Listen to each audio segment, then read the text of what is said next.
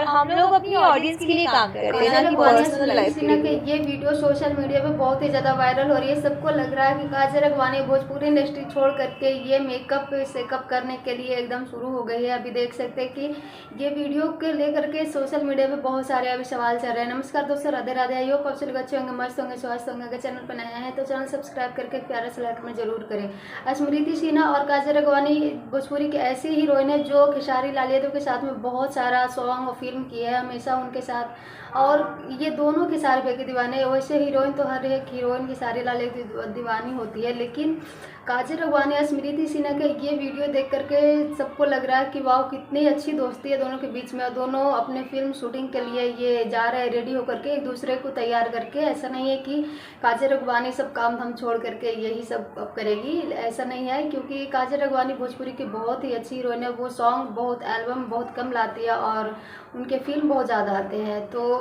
अभी स्मृति सिन्हा और काजल अगवानी दोनों अपनी फिल्म शूटिंग के लिए दोनों एक दूसरे को रेडी करके जा रहे हैं। बस वही वीडियो सोशल मीडिया पर वायरल की जा रही है। वैसे अपना राय जरूर दीजिएगा। Thank you, love you.